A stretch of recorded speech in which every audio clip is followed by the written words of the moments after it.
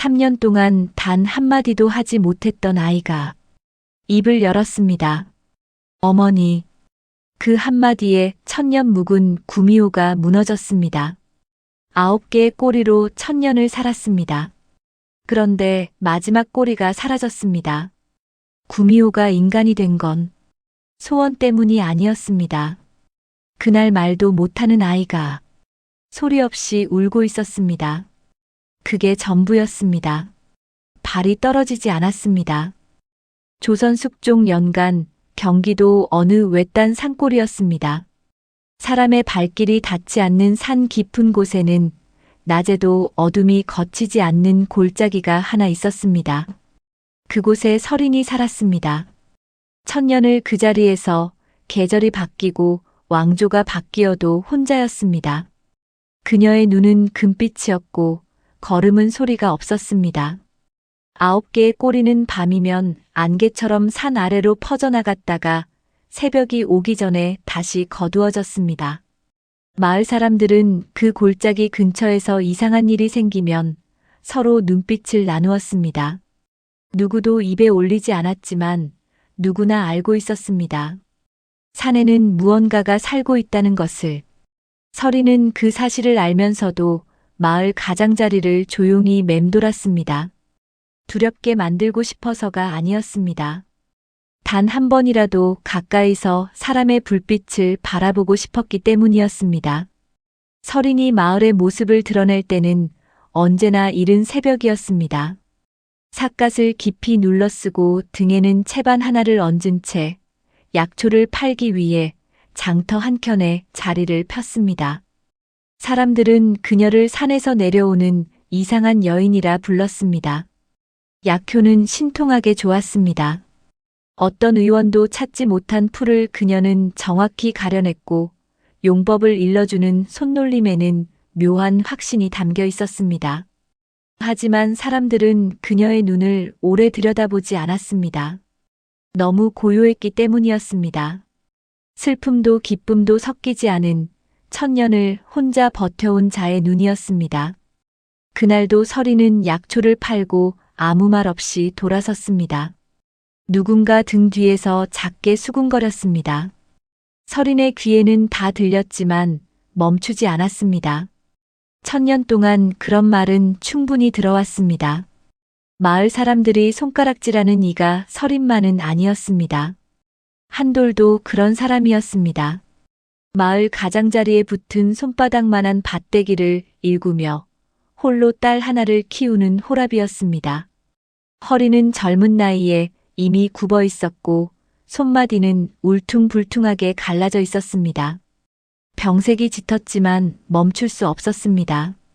딸 옥분이 기다리고 있었기 때문이었습니다. 옥분은 5살 때 앓고 난 뒤로 말을 잃었습니다. 아이는 소리 대신 눈으로 말했고 웃음으로 대답했습니다. 그 웃음 하나가 한돌이 밭을 버리지 못하는 이유였습니다. 마을 사람들은 한돌 부녀를 가엾게 여기면서도 선뜻 다가서지 않았습니다. 병든 아비와 말 못하는 아이는 도와주기 전에 먼저 부담으로 느껴졌기 때문이었습니다. 두 사람은 그렇게 마을 안에 살면서도 마을 바깥의 사람처럼 살았습니다.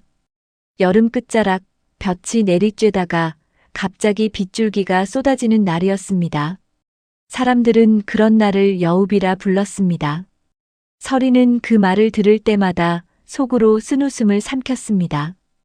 여우가 운다는 말이 왜 기이한 비의 이름이 되었는지 그 유래가 자신과 닮은 것 같아 씁쓸했기 때문이었습니다.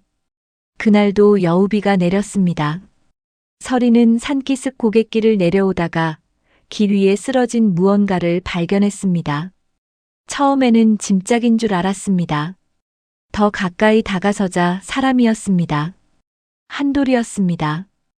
허리를 부여잡은 채 진흙 위에 엎어져 있었고 숨은 붙어 있었지만 의식이 흐릿한 상태였습니다. 서린은 멈추었습니다. 그리고 잠시 하늘을 올려다보았습니다. 비는 여전히 내리고 있었습니다.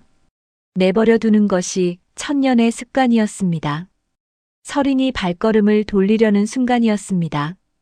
소리가 들렸습니다. 말이 아니었습니다. 울음도 아니었습니다.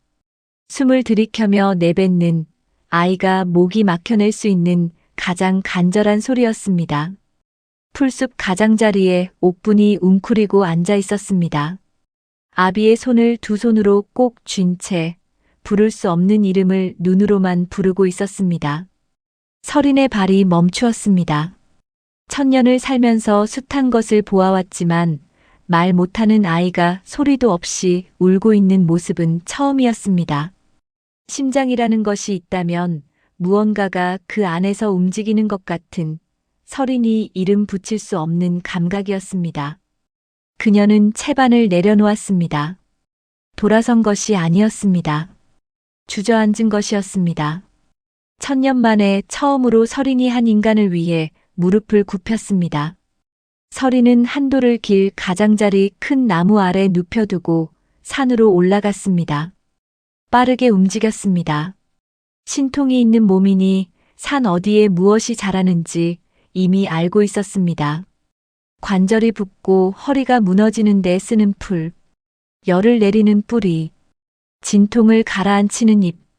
손이 빠르게 움직였지만 손끝이 미세하게 떨렸습니다. 설인 자신도 눈치채지 못한 떨림이었습니다. 약초를 품에 안고 산을 내려오면서 설인은 자신이 왜 이러고 있는지를 생각했습니다. 수백 번의 생사를 지나치면서도 한 번도 발걸음이 묶인 적 없었습니다.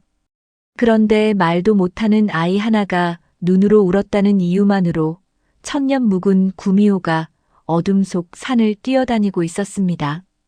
그것이 무엇을 뜻하는지는 아직 알 수 없었습니다.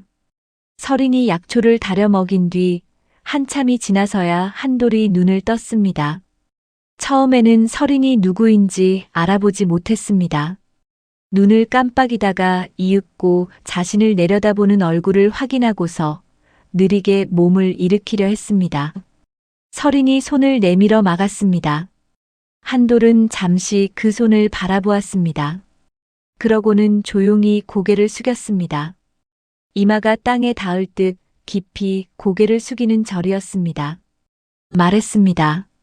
살려주셔서 고맙습니다. 고맙습니다 하고 설인은 굳어버렸습니다. 천년을 살면서 받아본 것들은 다양했습니다. 두려움, 혐오, 호기심, 경계심. 그러나 이것은 달랐습니다. 조건이 없었습니다. 이유를 묻지도 않았고 대가를 바라지도 않았습니다. 그저 살려줘서 고맙다는 말이었습니다. 설인은 아무 말도 하지 못했습니다. 천년 만에 처음 받아보는 감사였기 때문이었습니다.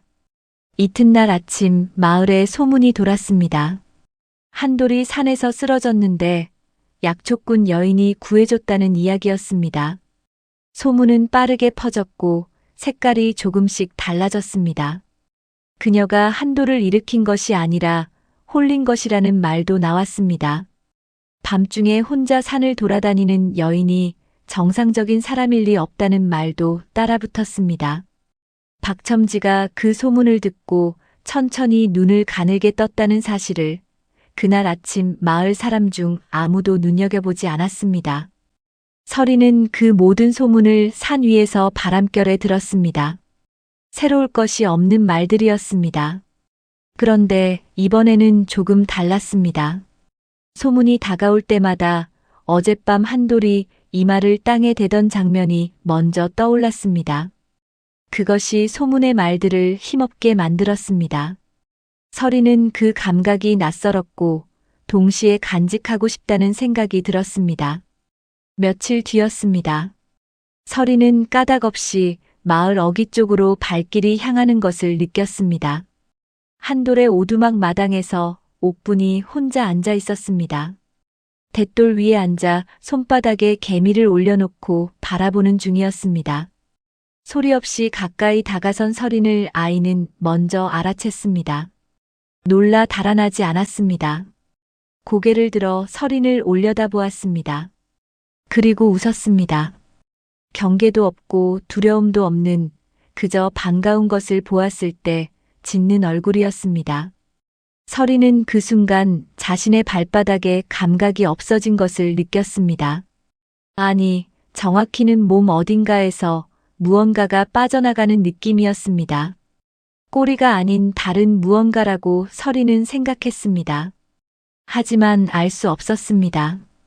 다만 그 아이의 웃음이 오래도록 눈 안에 남았습니다. 1000년 동안 누구도 저런 얼굴로 자신을 바라본 적이 없었습니다. 새벽이었습니다. 서리는 산 중턱 바위 위에 앉아 먼동이 트는 하늘을 바라보고 있었습니다. 9개의 꼬리가 서늘한 새벽 공기 속에 조용히 펼쳐져 있었습니다. 그녀는 오래전부터 품고 있던 소원을 다시 한번 떠올렸습니다. 사람이 되고 싶다는 것. 그 소원은 처음에는 욕망이었습니다. 그 다음에는 체념이었습니다. 그리고 지금은 다른 무언가였습니다. 정확히 어떤 이름을 붙여야 할지 몰랐습니다. 한돌의 절, 옥분의 웃음. 그것들이 서린의 1000년짜리 소원 위에 처음으로 형태를 만들어주고 있었습니다.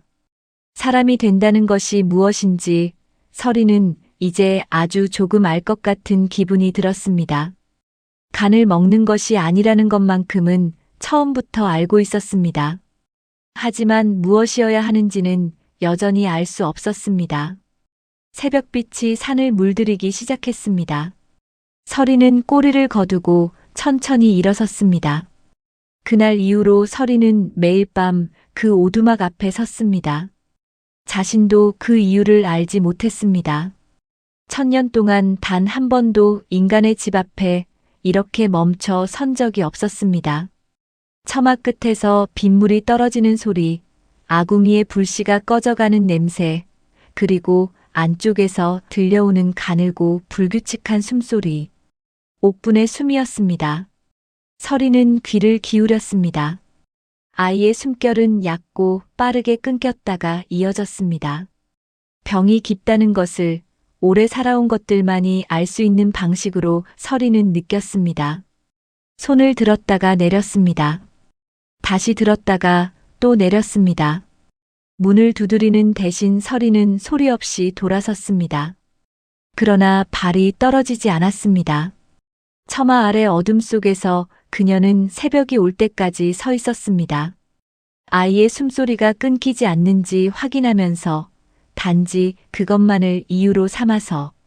며칠 뒤 서리는 산 가장 깊은 곳으로 들어갔습니다.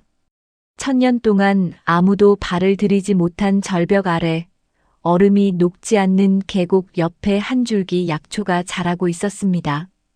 인간의 의원이라면 평생 구경조차 못할 것이었습니다. 서리는 그 뿌리를 맨손으로 캤습니다. 손가락 사이로 차가운 흙이 파고들었습니다. 이상한 일이었습니다. 1000년 동안 무언가를 위해 손을 쓴 적이 없었습니다. 필요한 것은 신통으로 불렀고 원하는 것은 마음으로 이루었습니다. 그런데 지금 서리는 손이 차가워지는 것을 느끼면서도 멈추지 않았습니다. 뿌리를 뽑아 소매 안에 감쌌습니다. 그리고 산을 내려갔습니다. 자신이 왜 이 수고를 사서 하는지 묻지 않았습니다. 아니, 묻지 않으려 했습니다. 그 대답이 무서웠기 때문이었는지도 모릅니다. 오두막 문이 열리기 전에 서리는 이미 사라지고 없었습니다. 남은 것은 문지방 위에 조심스럽게 올려놓은 약초 다발 하나였습니다. 뿌리 끝에는 아직 흙이 묻어 있었습니다. 한돌은 문을 열다가 그것을 보았습니다. 허리를 굽혀 들어 올렸을 때 손끝으로 전해지는 냄새가 낯설었습니다. 마을 약방에서는 본 적도 없는 것이었습니다. 그는 고개를 들어 산 쪽을 바라보았습니다. 새벽 안개가 거치지 않은 산길은 고요했습니다. 발자국조차 없었습니다. 한돌은 그 약초를 두 손으로 받쳐들었습니다. 그리고 아무도 없는 산 쪽을 향해 천천히 허리를 굽혔습니다. 지켜보는 이가 없어도 예를 갖추는 사람이었습니다. 나뭇잎 뒤에서 그 모습을 지켜보던 서리는 눈을 깜빡였습니다. 무언가가 가슴 안쪽에서 움직였습니다.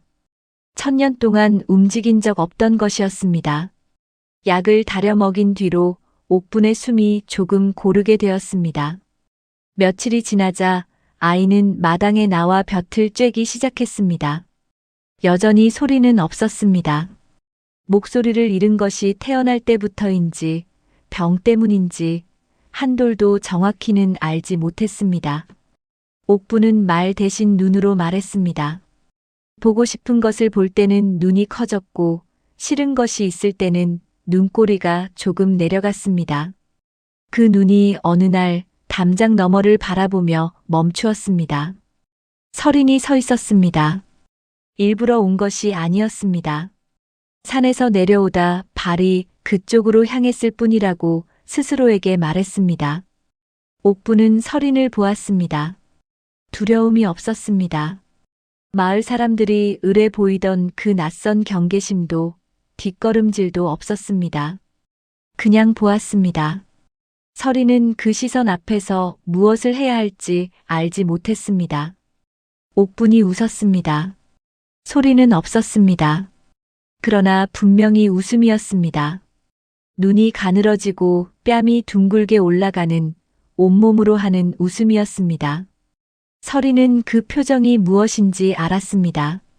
1000년 동안 수백 번 먼발치에서 본 것이었습니다. 그러나 자신을 향한 것은 처음이었습니다. 사람들은 서린을 볼 때 언제나 두려워하거나 피하거나 돌을 들었습니다. 웃음을 보낸 것은 이 세상에서 아직 두려움이 무엇인지 덜 아는 이 작은 아이가 처음이었습니다. 서린은 아무 말도 하지 않았습니다. 웃음을 돌려주는 방법을 몰랐습니다.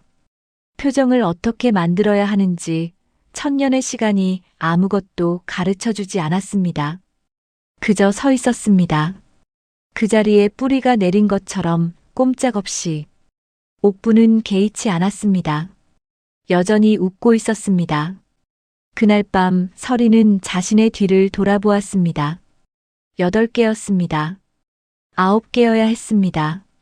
서린은 한동안 그 자리에 서서 아무것도 하지 않았습니다. 꼬리가 사라진 것이 처음은 아니었습니다. 1000년 전 수련이 깊어질수록 하나가 생겨나는 것을 경험했으니 줄어드는 일도 있을 수 있다고는 알았습니다. 그러나 이런 방식은 몰랐습니다. 두려움도 분노도 그 어떤 격렬한 감정도 없이 그냥 조용히 사라져 있었습니다. 옥분의 웃음 이후였습니다. 서린은 그 연결을 천천히 생각해 보았습니다. 인간의 진심을 받은 것과 꼬리가 사라진 것이 같은 밤에 일어났습니다. 우연인지 필연인지 알 수 없었습니다. 그러나 서린의 몸은 알고 있는 듯 했습니다. 스스로도 몰랐던 방향으로 무언가가 이미 움직이기 시작하고 있었습니다. 옥분의 열이 다시 올랐습니다. 서린이 밤새 처마 아래에서 기다리다 동이 트기 전에 처음으로 문 안으로 들어섰습니다. 한돌은 이미 탈진해 아이 곁에서 잠들어 있었습니다. 서린은 가져온 약초를 아궁이 앞에 앉아 조용히 다렸습니다. 연기가 방 안에 퍼졌습니다. 옥분이 눈을 떴습니다. 서린을 보았습니다. 무서워하지 않았습니다. 오히려 손을 뻗었습니다. 작고 마른 손이었습니다. 뼈마디가 느껴질 만큼 가는 손가락이 서린의 소매를 잡아당겼습니다. 서린은 그 손을 내려다보았습니다. 그리고 천천히 손을 내밀었습니다. 옥분의 손이 서린의 손을 감쌌습니다. 온기가 전해졌습니다. 서린은 그것이 무엇인지 알지 못했습니다. 따뜻하다는 것은 알았지만 그것이 왜 눈 뒤쪽을 뜨겁게 만드는지는 몰랐습니다. 1000년 동안 느껴본 적 없는 온도였습니다. 서린이 마을 약방에 들른다는 소문이 돌기 시작했습니다. 산에서 캐온 약재들이 한돌의 오두막을 거쳐 마을 안으로 흘러들어갔고 사람들은 그 출처를 알아챘습니다. 설명할 수 없는 것들은 언제나 두려움이 되었고 두려움은 언제나 적이가 되었습니다. 아낙네들이 서린의 뒤를 흘깃거렸고 사내들은 모이면 목소리를 낮추었습니다. 서린은 그 시선들을 등으로 받으며 걸었습니다. 익숙했습니다. 그러나 이번에는 달랐습니다. 전에는 아무렇지 않았는데 이번에는 무거웠습니다. 박첨지는 주막 처마 아래에 앉아 서린이 지나가는 것을 오래 바라보았습니다. 눈이 가늘었습니다. 금빛이 도는 눈. 걸을 때 발소리가 없는 여인. 아버지의 아버지가 남긴 서책에서 읽은 것과 일치했습니다. 박첨지는 확신했습니다. 두려움이 아니라 탐욕이 먼저였습니다. 구미호가 마을에 있다는 것을 알리면 한돌의 논밭을 빼앗을 명분이 생겼습니다. 박첨지는 천천히 술잔을 내려놓았습니다.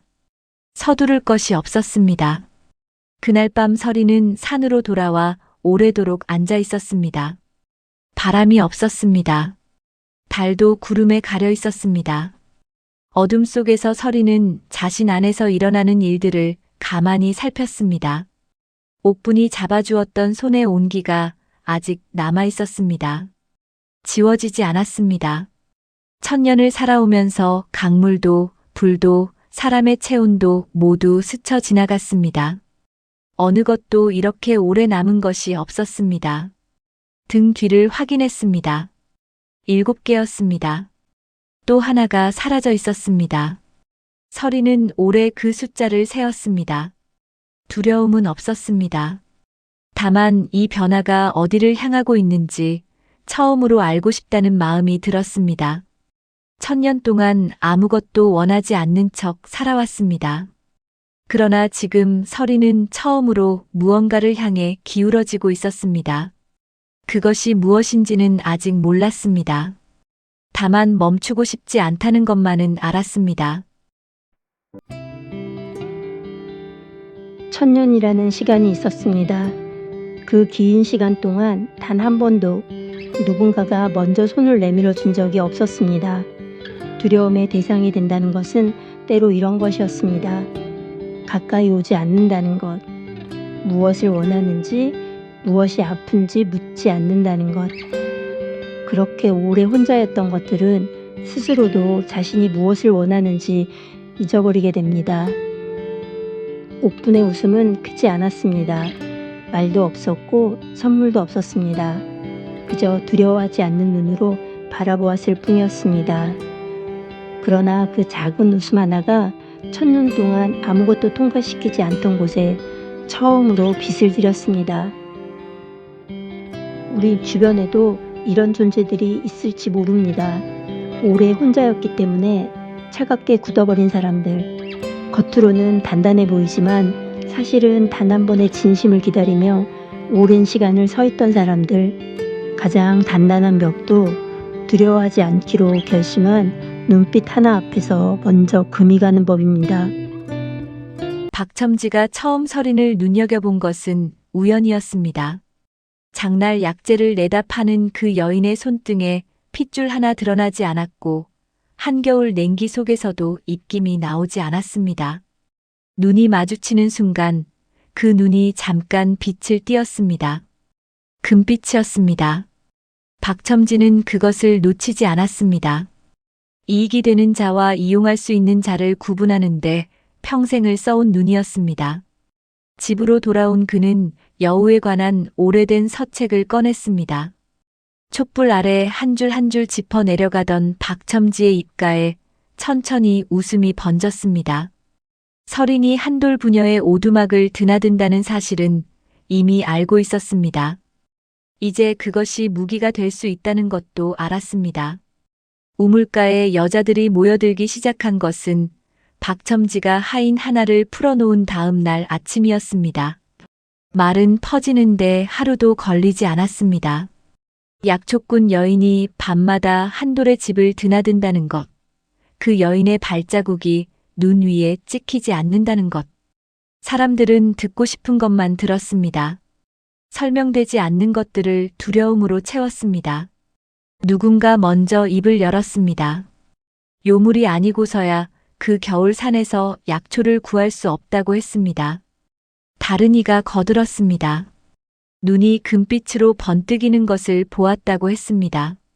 소문은 눈덩이처럼 불어났고 그 소리는 골목을 타고 한돌의 오두막 담 너머까지 흘러들어왔습니다. 서리는 이미 알고 있었습니다. 소문이 퍼지기 전부터, 바람의 방향이 바뀌기 전부터 느끼고 있었습니다. 천년을 살아온 감각이란 그런 것이었습니다. 두려움의 냄새는 꽃향기보다 먼저 왔고, 저기는 불씨보다 빠르게 번지는 법이었습니다. 그녀는 바위 위에 앉아 마을 쪽을 내려다보았습니다. 이럴 때 해야 할 일은 하나였습니다. 떠나는 것이었습니다. 천년 동안 늘 그렇게 해왔습니다. 사람들이 가까워지면 거두어들이고 소문이 일기 시작하면 자리를 옮겼습니다. 한 번도 머문 적이 없었습니다. 그러나 오늘은 발이 움직이지 않았습니다. 눈앞에 아무것도 없었지만 서린의 손 위에는 아직 온기가 남아 있었습니다. 옥분이 손을 잡았던 그 자리였습니다. 그 온기가 석 달째 사라지지 않고 있었습니다. 그것이 서린을 붙들었습니다. 천년의 감각보다 더 강하게. 박첨지가 직접 찾아온 것은 저물녘이었습니다. 하인 둘을 거느리고 마당에 들어선 그는 한돌에게 나직하고 점잖은 목소리로 말을 건넸습니다. 인용은 하지 않겠습니다. 다만 그 뜻은 분명했습니다. 서린을 가까이 하지 말라는 경고였고, 그렇지 않으면 한돌이 감당해야 할 것들이 있다는 암시였습니다. 한돌은 땅을 보며 서 있었습니다. 고개를 들지 못했습니다. 마당 귀퉁이 처마 아래 옥분이 무릎을 안고 쭈그려 앉아 있었습니다. 박첨지의 시선이 잠깐 그 아이에게 머물렀습니다. 그 눈빛이 무엇을 계산하고 있는지 한돌은 알지 못했습니다. 그러나 서리는 알았습니다. 단박 어둠 속에서 그 눈빛을 고스란히 읽어냈습니다. 박첨지가 원하는 것은 경고가 아니었습니다. 그는 이미 다음 수를 두고 있었습니다. 옥부는 그 수의 일부였습니다. 그날 밤 서리는 오두막 앞에 서지 않았습니다. 처음으로 발길을 돌렸습니다. 골짜기로 돌아와 오랫동안 어둠 속에 앉아 있었습니다. 떠나야 한다는 것을 알았습니다. 머물면 한돌 부녀가 위험해진다는 것도 알았습니다. 그것이 이성이었습니다. 그러나 다른 무언가가 그 아래에서 자꾸 고개를 들었습니다. 옥분의 숨소리였습니다. 아직 완전히 깊어지지 않은 그 숨소리를 두고 떠난다는 것이 서린에게는 익숙한 일이어야 했습니다. 그런데 익숙하지 않았습니다. 자신보다 약한 존재를 두고 가는 것이 처음으로 틀린 일처럼 느껴졌습니다. 새벽이 오기 전 서린은 자신의 꼬리를 헤아렸습니다. 천년을 채웠을 때 9이었던 꼬리가 이제 하나였습니다. 8이 사라졌습니다. 처음 꼬리가 없어진 것을 깨달았을 때 서린은 몸 어딘가가 뜯겨나간 줄 알았습니다. 두려움에 가까운 감각이었습니다. 그러나 아프지 않았습니다. 오히려 그 반대였습니다. 뭔가 오래 막혀있던 것이 조용히 열리는 것 같은 감각이었습니다. 옥분의 손이 처음 자신의 손을 잡던 날 밤이었습니다. 한돌이 진흙바닥에 이마를 짚고 고마움을 전하던 날 밤이었습니다. 그 온기들이 쌓일 때마다 꼬리가 하나씩 줄었습니다. 그것이 무엇을 의미하는지 서리는 아직 몰랐습니다. 다만 하나 남은 꼬리가 새벽빛 속에서 조용히 일렁이는 것을 바라보며 서리는 생각했습니다. 이 하나가 사라질 때 무슨 일이 일어날 것이라는 것만은 느낄 수 있었습니다. 박첨지가 본격적으로 나선 것은 그 다음 날이었습니다. 마을 사람들을 불러 모은 자리에서 그는 조곤조곤 말을 풀었습니다. 발자국이 없는 것, 눈빛이 금빛으로 번지는 것, 한겨울에도 입김이 나오지 않는 것. 사람들은 고개를 끄덕였습니다. 박첨지는 한 발 더 나아갔습니다. 그 요물이 한돌의 부녀에게 붙어 있다고 했습니다. 한돌이 쫓아내지 않으니 그 역시 홀린 것이라 했습니다. 홀린 자의 땅과 재물은 관의 고에 바로 잡아야 한다고 했습니다. 말은 그럴듯했습니다. 그러나 박첨지가 원하는 것은 하나였습니다. 한돌의 땅이었습니다. 두려움이 판단을 먼저 삼켜버렸기 때문에 마을 사람들은 그것을 몰랐습니다. 서리는 결국 발걸음을 돌렸습니다. 오두막으로 향했습니다. 떠나지 않기로 한 것이 아니었습니다. 떠나기 전에 한 가지 확인해야 할 것이 있었습니다. 옥분의 숨이 이제 충분히 고른가 하는 것이었습니다. 그것만 확인하면 갈 수 있을 것 같았습니다. 그러나 산길을 내려오는 동안 서린의 안에서는 다른 말이 조용히 자라나고 있었습니다. 한돌 부녀를 위험에 빠뜨린 것은 자신이었습니다. 그 사실 앞에서 걸음을 재촉하는 것이 두려움 때문인지 처음으로 싹튼 책임감 때문인지 서린은 알 수 없었습니다. 다만 걸음이 멈추지 않았습니다. 밤이 내려앉기 전 오두막 처마 아래 불빛이 보였습니다. 옥분이 작은 등잔 하나를 켜두고 있었습니다. 마치 누군가를 기다리는 것처럼. 한돌은 그날 밤 서린에게 처음으로 사실을 털어놓았습니다. 박첨지가 찾아왔다는 것, 포조를 부를 수도 있다는 암시를 받았다는 것, 그리고 자신이 두렵다는 것. 말을 다 꺼내고 나서 한돌은 고개를 숙였습니다. 두려운 것이 창피한 사람처럼 보였습니다. 서린은 아무 말도 하지 않았습니다.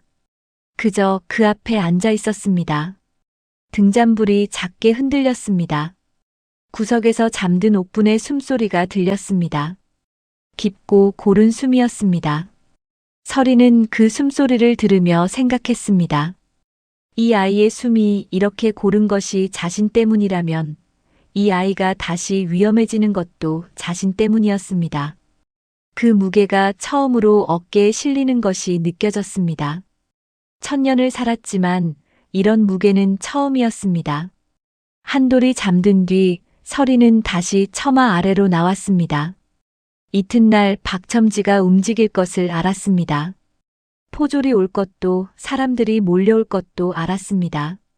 그것이 두렵지는 않았습니다. 1000년을 살아온 것이 그런 두려움에 흔들릴 만큼 허약하지는 않았습니다. 두려운 것은 따로 있었습니다. 이 모든 것이 끝나고 나서 한돌 부녀가 아무 탈 없이 살아남는다면 서린 자신은 무엇이 되어야 하는가 하는 것이었습니다. 남은 꼬리는 하나였습니다. 그 하나가 사라지면 사람이 되는지 아니면 그냥 사라지는지 1000년 묵은 서린도 알지 못했습니다. 처마 끝에서 빗물이 한 방울 떨어졌습니다. 여우비였습니다. 서린은 손을 내밀었습니다. 빗물이 손바닥에 닿았습니다. 박첨지가 움직인 것은 해가 채 뜨기도 전이었습니다. 그가 보낸 사람은 둘이었습니다. 하나는 포졸에게 가는 자였고 하나는 한돌의 오두막으로 향하는 자였습니다. 방법은 간단했습니다. 먼저 한돌을 잡는 것이었습니다. 미납 소장료, 밀린 빚, 증거가 될 만한 것들은 이미 박첨지의 서랍 안에 있었습니다. 한돌이 묶이면 옥분은 저절로 따라올 것이었고 옥분이 손에 들어오면 서린은 반드시 나타날 것이었습니다. 박첨지는 그렇게 믿었습니다. 그 믿음이 틀리지 않았다는 것을 서린 자신도 그날 아침 오두막을 향해 달려가면서 이미 알고 있었습니다. 포졸들이 오두막 마당으로 들이닥쳤을 때 한돌은 장작을 패고 있었습니다. 손도끼가 땅에 떨어졌습니다. 두 팔이 뒤로 꺾였습니다. 소장료 미납, 채무 불이행, 요물과 내통한 자라는 죄목까지 덧붙었습니다. 한돌은 저항하지 않았습니다. 안에서 옥분이 듣고 있을까 걱정되었습니다.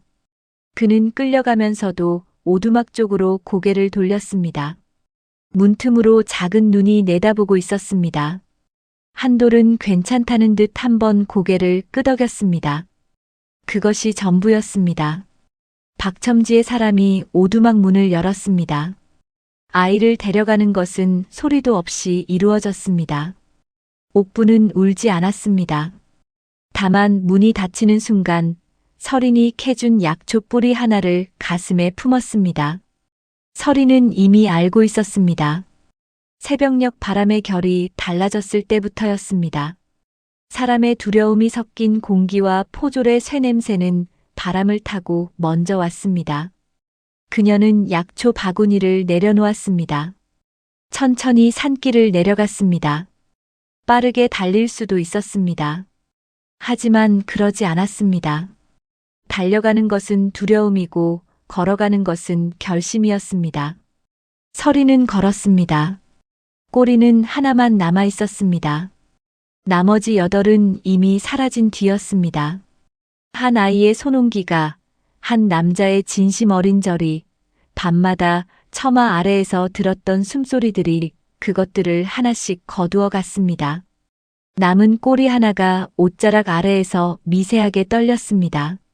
서리는 그것을 느끼며 걸음을 멈추지 않았습니다. 박첨지는 마을 사람들을 미리 불러 모아두었습니다. 증인이라는 이름의 구경꾼이었습니다. 한돌은 광장 한쪽 기둥에 묶여 있었고 옥부는 박첨지의 사람에게 손목을 잡힌 채 그 옆에 서 있었습니다. 서린이 마을 어귀에 나타났을 때 군중이 뒤로 물러섰습니다. 박첨지는 앞으로 나섰습니다. 이미 이긴 판이라고 믿는 자의 얼굴이었습니다. 서린은 멈추지 않았습니다. 박첨지로부터 10걸음 앞에서야 걸음을 세웠습니다. 박첨지의 눈에는 탐욕이 있었고 서린의 눈에는 아무것도 없었습니다. 아무것도 없는 눈이 더 무서운 법이었습니다. 박첨지가 먼저 입을 열었습니다. 구미호의 간을 내놓으면 한돌 부녀를 풀어주겠다고. 박첨지의 말이 끝나자 광장이 고요해졌습니다. 바람 한 줄기가 지나갔고 먼지가 일었습니다. 서리는 박첨지를 바라보았습니다. 탐욕, 공포, 증오, 비겁함. 그 모든 것이 박첨지 한 사람의 얼굴 안에 담겨 있었습니다. 새로울 것이 없었습니다. 서리는 천천히 한돌 쪽을 바라보았습니다. 기둥에 묶인 채로도 한돌은 고개를 저었습니다. 하지 말라는 것이었습니다. 그러고 나서 옥분을 보았습니다. 아이는 눈을 크게 뜨고 서린을 바라보고 있었습니다. 두려움이 아니었습니다. 1000년 동안 한 번도 받아본 적 없어 이름조차 몰랐던 것이었습니다. 서린은 눈을 감았습니다. 다시 떴을 때 결심이 서 있었습니다. 그녀는 박첨지를 향해 한 걸음 나아갔습니다. 박첨지가 손을 들었습니다. 그의 사람 하나가 칼을 들고 앞으로 나왔습니다. 서리는 피하지 않았습니다. 칼날이 가까워져도 눈 하나 깜짝하지 않았습니다. 군중 사이에서 숨을 삼키는 소리가 들렸습니다. 서리는 서서히 손을 들었습니다. 항복의 몸짓이었습니다. 한돌이 기둥에서 몸부림쳤습니다. 묶인 줄이 살갗을 파고들었지만 멈추지 않았습니다. 서리는 그것을 보면서도 뒤를 돌아보지 않았습니다. 죽음이 두렵지 않은 것이 아니었습니다. 다만 지금 이 자리에서 물러서는 것이 더 견딜 수 없었습니다. 칼을 든 자가 서린의 바로 앞에 섰습니다. 박첨지가 고개를 끄덕였습니다. 그 순간이었습니다. 소리가 들렸습니다. 작고 쉰 듯하고 오래 닫혀있던 문이 삐걱거리며 열리는 것 같은 소리였습니다. 아무도 처음에는 그것이 무슨 소리인지 알지 못했습니다. 칼을 든 자도 멈추었습니다. 박첨지도 굳었습니다. 옥분이었습니다. 병으로 목소리를 잃은 지 3년이 된 아이가 입을 열었습니다. 단 한마디였습니다. 어머니. 광장이 얼어붙었습니다. 서린도 얼어붙었습니다.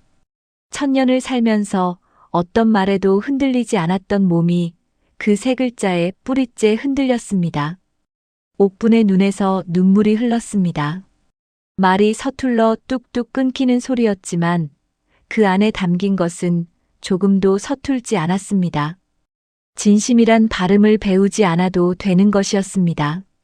서린의 눈이 뜨거워졌습니다. 그것도 처음 느껴보는 것이었습니다. 서린의 등 뒤에서 무언가가 천천히 사라졌습니다. 연기가 거치듯 안개가 햇살을 만나 녹아내리듯 마지막 하나가 스르르 흩어졌습니다. 1000년 동안 그녀와 함께 있었던 것이었습니다.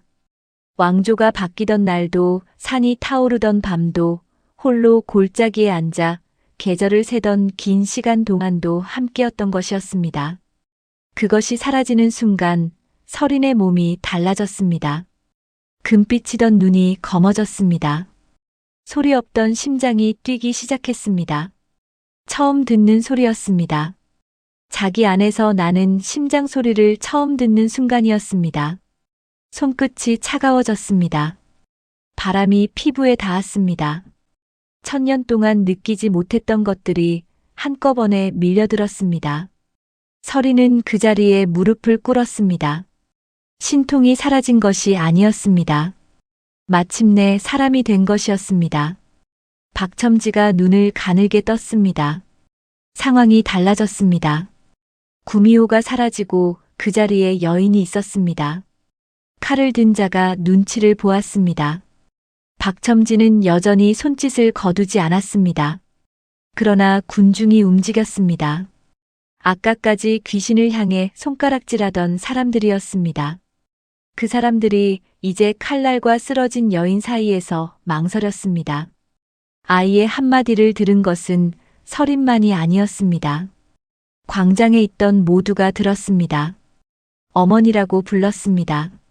나이든 안악 하나가 앞으로 나섰습니다. 칼과 설인 사이였습니다. 누가 시킨 것이 아니었습니다. 그 뒤로 2사람, 3사람이 따랐습니다. 칼을 든 자가 손을 내렸습니다. 박첨지가 물러섰습니다. 소리 없이, 명분도 없이 그가 구상했던 판이 그 자리에서 무너졌습니다. 한도를 묶은 줄이 풀렸습니다. 그는 달려가 옥분을 안았습니다. 오래 안았습니다. 옥분은 아버지의 품에서도 설인 쪽을 바라보았습니다. 설인은 아직 무릎을 꿇은 채였습니다.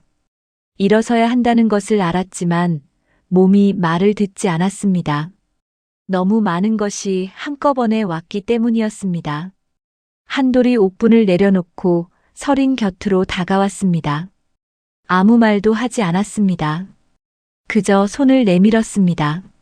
설인은 그 손을 바라보았습니다. 1000년을 살았습니다.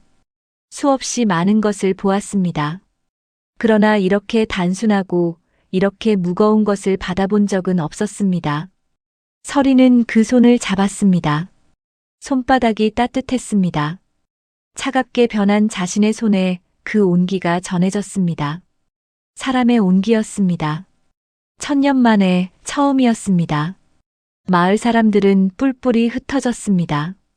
어젯밤의 함성이 무색하게 아무도 눈을 마주치려 하지 않았습니다. 횃불을 들었던 자는 횃불을 들지 않은 척했고 먼저 달려왔던 자는 늦게 온 척했습니다. 사람이란 그런 방식으로 자신이 한 일을 없었던 것으로 만들려 했습니다. 그러나 설인은 그들을 탓하지 않았습니다. 탓할 자격이 있는지조차 알 수 없었습니다. 그녀는 오랜 세월 마을 주변을 떠돌며 사람들을 지켜보았습니다. 두려움이 사람을 어떻게 바꾸는지, 군중이 어떤 방향으로 흘러가는지를 누구보다 잘 알고 있었습니다. 지금 그녀에게 남은 것은 분노가 아니라 이상한 연민이었습니다. 인간이 되기 전에는 갖지 못했던 감정이었습니다. 연민도 인간이 되어야 비로소 느낄 수 있는 것인지 설이는 생각했습니다. 사흘이 지났습니다. 설이는 약초를 캐러 산으로 올랐습니다. 습관처럼 몸이 먼저 움직였습니다. 그러나 달랐습니다. 발이 나뭇가지를 밟으면 소리가 났습니다. 숨을 쉬면 입김이 보였습니다. 약초의 위치가 느껴지지 않았습니다. 1000년 동안 손끝만 뻗으면 찾아지던 것들이 이제는 직접 엎드려 헤쳐야 보였습니다. 설이는 오래 앉아서 땅을 들여다보았습니다. 잃어버린 것에 대한 아쉬움이 없지는 않았습니다. 하지만 이상하게도 두렵지 않았습니다. 신통이 사라진 자리에 다른 것들이 들어차고 있었습니다. 흙냄새가 느껴졌습니다. 새소리가 들렸습니다. 무릎이 시렸습니다. 그것들이 하찮은 것이 아니었습니다. 1000년 동안 한 번도 느끼지 못한 것들이 이제 하나씩 도착하고 있었습니다. 옥부는 조금씩 말을 되찾았습니다. 처음에는 소리라고 부르기도 어려운 것들이었습니다. 숨을 몰아쉬는 것과 말하는 것의 경계 어딘가에 있는 소리들이었습니다. 하지만 날이 갈수록 또렷해졌습니다. 서리는 그 과정을 가까이에서 지켜보았습니다. 오두막 안에 앉아 옥분 곁에서 약재를 다듬으며 아이의 목소리가 자라는 것을 들었습니다. 약재를 다듬는 손이 느려지기도 했습니다. 서두를 이유가 없었습니다. 이제 서린에게는 처음으로 서두르지 않아도 되는 시간이 있었습니다.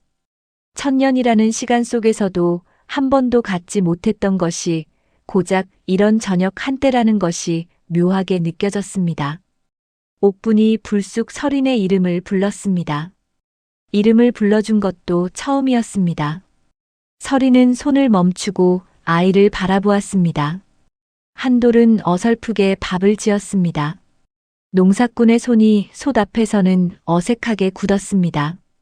밥이 한쪽은 질고 한쪽은 퍼석했습니다. 나물 무침은 간이 맞지 않았습니다.